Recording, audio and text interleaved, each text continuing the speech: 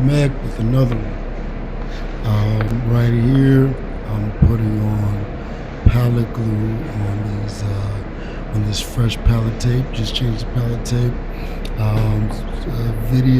Previous video showed you how to change adult pallet tapes, and that was actually me changing the pallet tape for the job that I'm about to run right now. There's nothing like running a job with fresh pallet tape. You know, your print's nice and smooth, everything's nice and even, and it's a lot cleaner than using spray tack. But you know, sometimes you don't have a choice. You have to use spray tack. Usually with hoodies, you don't have a choice. Yeah, I got a nice fresh pallet. Got the pallet glue going, putting a nice coat on there, and I'm getting ready to run.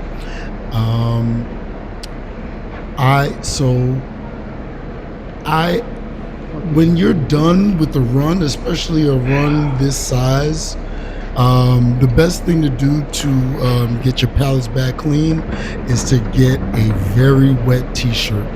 You want a soaking wet t-shirt after your run, and that soaking wet t-shirt you rub it over your pallet, it'll take the lint right off, and once it dries, your pallets will be sticky again. So here I am in the transition. All right, it's a 3-color with no underbase on white t-shirts, and here I am. No edits here, and I'm putting the ink in the screens. I got my sky blue here. I don't necessarily go by, go the first screen, second screen, then the third screen. I don't know. I move a lot when I'm printing and when I'm working. So whatever color I grab first, I just go to that one. In that case, that was our second color. That sky blue, right? I whipped it up, made sure it was nice and smooth, put it in the screen. Now it's time for our yellow. This yellow cream, or cream with the yellow tint, however you want to put it. We'll just say it's yellow. You put that in the screen, and when you're putting your ink in your screen, you don't want to press into your image. You want to glide right over your image, so it doesn't smear. If you press into the screen or into the image, when you go to print, there'll be a very noticeable smear. So you don't want to do that.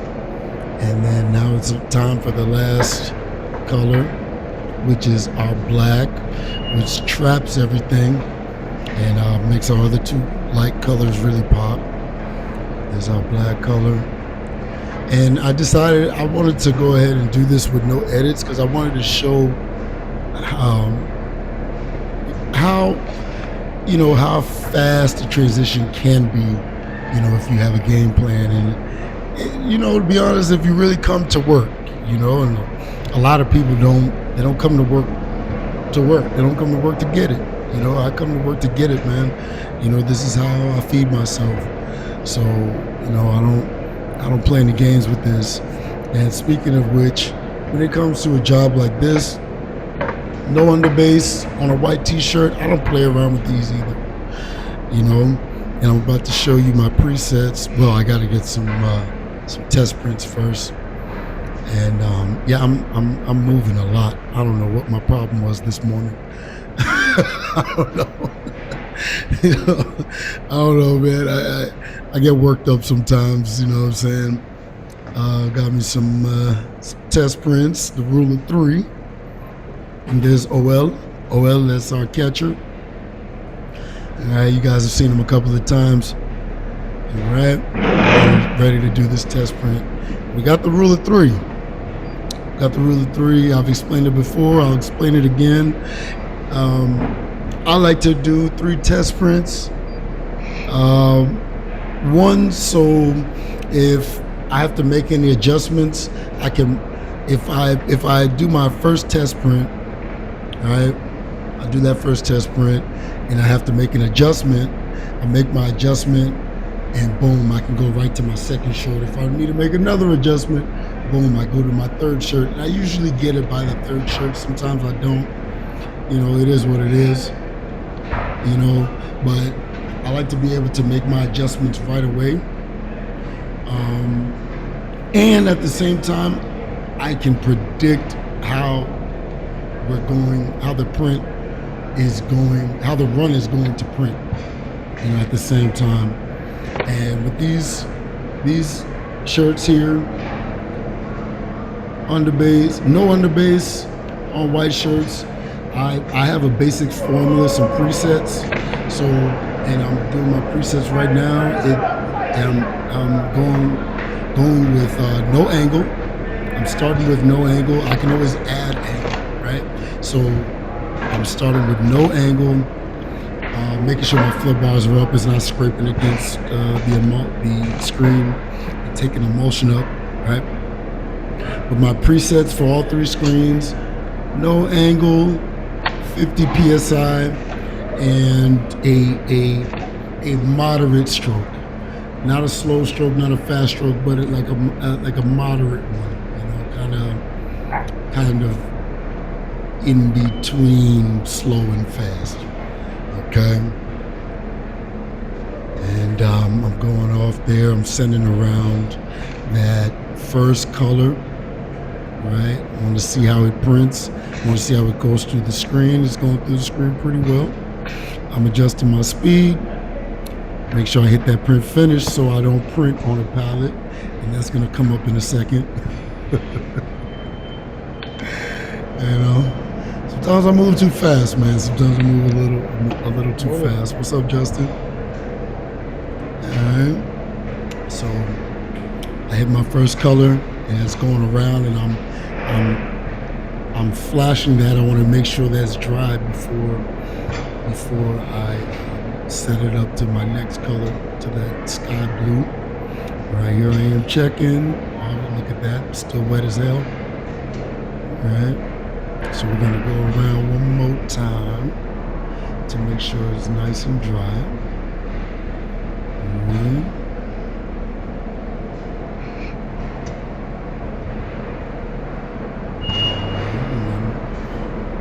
Look at me, just so patient. Can't you tell I'm a patient guy?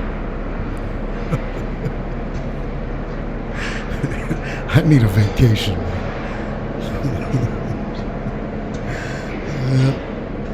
So hitting the flat. This will be the third flash. Third time I'm flashing that shirt, that color. But I'm not even gonna stop and check to see if it's dry. I'm gonna go ahead and flash it a fourth time. All right, make sure we're nice and dry. All right. And look at me just pacing back and forth, just touching stuff, moving stuff, and now here I am stopping, thinking about life. Oh, where did I go wrong? I could have been a contender. Always say good morning to me. But I'm a screen printer instead. Maybe it's a coincidence. And check, boom, we are dry. Right. Good for you. Now, here comes Mr. Patient. Mr. Patient is going to take it to our second color. Come on, Meg. Show the world how patient you are. It's just so thirsty to get this thing registered. All right, and look at, I see the mistake I made. I pulled back one pallet, and here I am printing right on the screen, on a freshly glued pallet, printing on a pallet, a freshly glued pallet, and there's times, man, you can do that and take the emotion right off the screen. And I was lucky that didn't happen. Very fortunate. Very, very fortunate that didn't happen. And I think that didn't happen because the pallets weren't as warm. They weren't as warm. Okay, so I hit that second color. Now what happens here, I'm gonna show you here. And you guys aren't going to be able to see it, but what happens is that sky blue wasn't mixed all the way through. It happens, not a big deal. But if it's not mixed all the way through, you're gonna see it on your print. You're gonna see it on the shirt. So what I'm doing is I'm taking some screen opener and just spraying right into the mesh right where that the unmixed ink is, and it'll take care of that right away. It's not something that should hold you up too long. Okay. All right. So I got my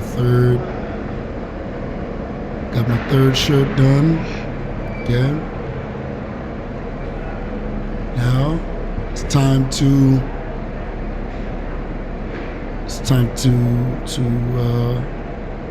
dry that sky blue, and I'm doing that because I like to set up the way that I'm going to run. I'm flashing in between each color. There's a flashing in between each color for the run, so I'm going to do the same thing for the setup. Okay, you have to put the guardrail up before the accident. You want to be able to predict how your print is going to go. I prefer to spend an extra 5, 10, maybe even 15. I'll spend an extra 20 minutes setting up to make sure I can run my job all the way through.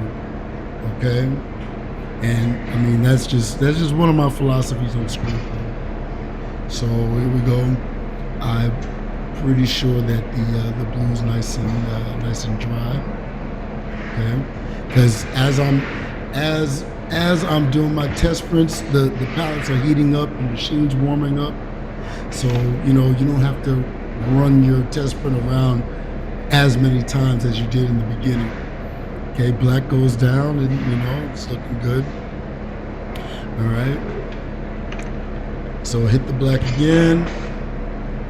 Make sure it's good. All right. Sometimes, right, when you're setting up, sometimes things will look off, right?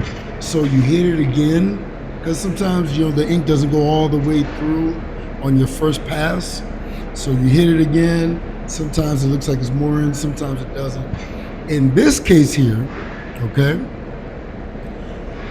our yellow was off. The blue and the black were on. So what I did was I microed the yellow to the blue and the black. And,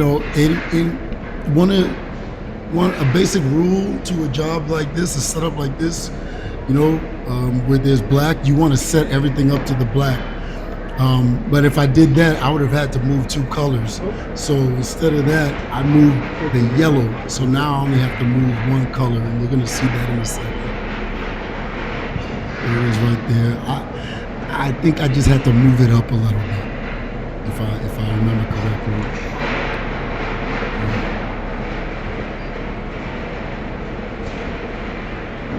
Yep, there's Mr. Patient. Mr. Patient. Man, I'm frantic. What am I so frantic for? I want to make sure that this yellow is nice and dry. It's not to my liking. Flash that again. Okay. Flash that again, and we're going to bring it back and run it all the way through. Let's see what we got. Yeah. Looks good. And get rid of that test print. We don't need it anymore.